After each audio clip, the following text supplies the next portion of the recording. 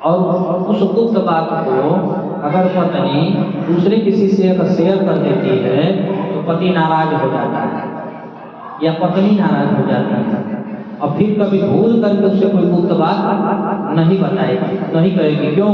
ये हमारी बदनामी कराएगा। उसी प्रकार से भगवान जब अगर अपने भक्त को दर्शन देते हैं या कोई बात उससे संकेत करते हैं तो वह बात किसी से नहीं बतानी चाहिए, वरना भगवान की कृपा वहीं पर रुक जाएगी। ठीक है, इसलिए अपना सपना सिर्फ गुरु को ही बताइए। और कौन से गुरु को? सब गुरु को नहीं, जो स्वप्न शास्त्र के बारे में ज्ञाता हो, जानकार हो, या आपके परम पूज्य गुरुदेव जिसने मंत्र दीक्षा दी हो, उसी से ही शेयर करना चाहिए। बोले गुरुदेव भगवान की जय। राजा उत्तानपाद रथ पर सवार होकर पुत्र की आगवानी के लिए नगर से बाहर गए। ध्रुव जी को आते देख राजा ने रथ से उतरकर उन्हें भुजाओं में भर लिया। उन्होंने बार बार पुत्र का सिर सूंघा और आनंद तथा प्रेम के कारण निकलने वाले ठंडे आंसुओं से उसे नहला दिया। आनंद और प्रेम के आंसू ठंडे तथा शोक के आंसू गर्म होते हैं।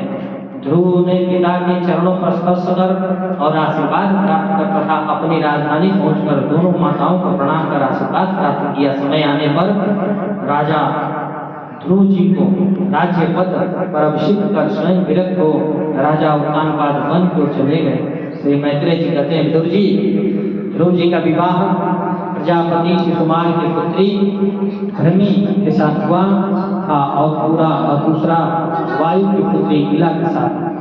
पहली पत्नी रमी से कल्प और संवत्सर नामक 2 पुत्र हुए तथा इला से 1 पुत्र और 1 कन्या हुई थी। भाई उत्तम का विवाह नहीं हुआ था। एक दिन शिकार खेलते समय हिमालय पर एक बलवान यक्ष ने उसे मार डाला। उसके समाचार सुन माता भी गोलोक सिधार गई। तब ध्रुव क्रोध और शोक के द्वेग से भरकर रथ पर सवार होकर यक्ष के देश में जा पहुंचे और बहुत समय तक यक्षों से युद्ध करते रहे। जब उनके पितामह स्वयंभू मनु जी ने देखा कि विचित्र रथ पर सवार हो ध्रुव निरपराध यक्षों को मार रहे हैं, तब उन्हें दया आ गई। विदुर जी मनु जी बहुत से ऋषियों को अपने साथ लेकर वहां आए तथा अपने पौत्र को समझाया और कहा, बेटा अधिक क्रोध करना ठीक नहीं, ये पापी नरक का द्वार है। ये कुबेर के अनुचर तुम्हारे भाई को मारने वाले नहीं, क्योंकि जन्म और मरण का वास्तविक कारण तो ईश्वर है। मनु जी के समझाने से ध्रुव का क्रोध शांत हो गया और उन्होंने युद्ध बंद कर दिया।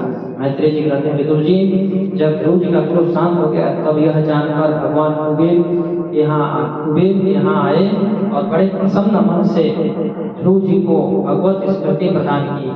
फिर उनके देखते देखते अंतर ध्यान हो गए। इसके बाद ध्रुव जी भी अपने राजधानी लौट आए।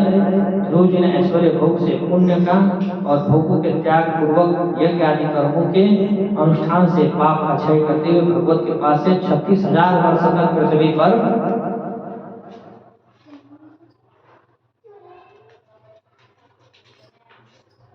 शासन किया और फिर अपने पुत्र उत्कल को राज्य सिंहासन देकर बद्रिका आश्रम की ओर चले गए।